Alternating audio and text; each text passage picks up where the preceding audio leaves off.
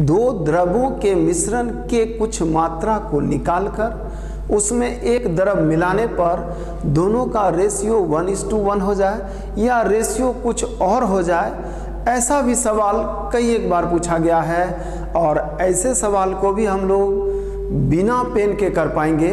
आइए कैसे देखें, बिना पेन लगाए आंसर हम लोग कर सकते हैं अगर सब बात अच्छे से समझें तो। देखिए क्वेश्चन क्या कहता है, एक बोतल में मदिरा तथा पानी का अनुपात 3:1 है। इसका कितना भाग निकालकर उतना ही पानी मिला दिया जाए कि अंत में बने मिश्रण में मदिरा और पानी बराबर बराबर हो। हम लोग पिछले क्लास में भी, पिछले वीडियो में भी इस बात का चर्चा कर चुके हैं कि मिश्रण से कुछ मात्रा निकालकर उतना ही आप डाल रहे हैं, मात्रा तो वही रह गया होगा।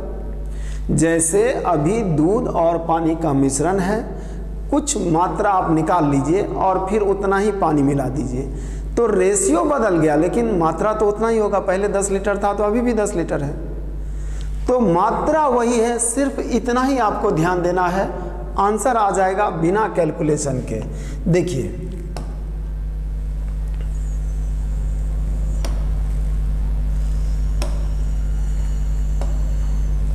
अगर अभी रेशियो 3:1 है का मतलब ये 3 है और 1 है तो मात्रा 4 है। 3:1 है, ये 6 और 2 भी हो सकता है, लेकिन अगर 3 और 1 है तो योग 4 होगा ना, बाद में भी योग 4 ही होना चाहिए, मात्रा नहीं बदला होगा। हम लोग कई एक एग्जाम्पल लेकर समझ चुके होंगे। हमारे पास कुछ मिश्रण है, शरबत है जिसमें चीनी और पानी है, उसका कुछ हिस्सा हम लोग निकाल लेते हैं और जितना निकालते हैं उतना ही पानी मिला देते हैं, शरबत उतना ही हो जाएगा, भले मिठास कम हो जाए, शरबत का मात्रा तो उतना ही हो जाएगा।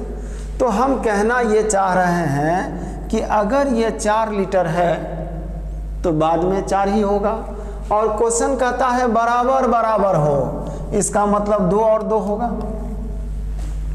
रेशियो बराबर हो मतलब ये 2 होगा तो ये भी 2 होगा और दोनों मिलकर 4 होना चाहिए। कहाँ से? यहाँ से। अगर ये 4 है तो इसको भी 4 होना पड़ेगा। अब आपको ध्यान देना है, जब आप मिश्रण निकाले होंगे तो पानी निकला होगा, फिर मिलाए होंगे तो पानी मिलाए आप, तो पानी में 2 प्रक्रिया हुआ, एक बार निकाले एक बार मिलाए। लेकिन दूध सिर्फ बाहर गया है, दूध आप मिलाए हैं क्या? नहीं। तो दूध बाहर गया है तो देखिए दूध 3 से 2 हो रहा है, दूध 3 से 2 हो रहा है, मतलब निकल कितना रहा है?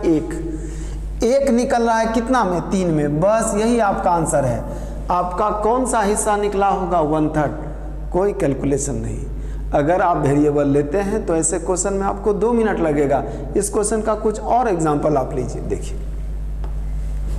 फिर वही सवाल।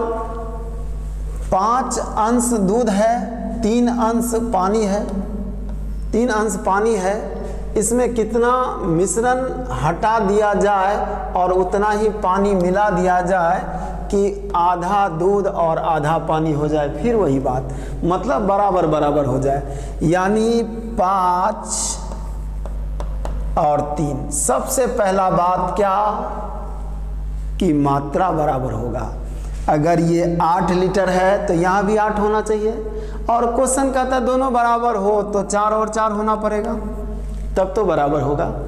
अब ये 5 जो 4 हो गया तो कमी कितना? 1। कितना में? 5 में। तो कौन सा हिस्सा आप निकाले होंगे?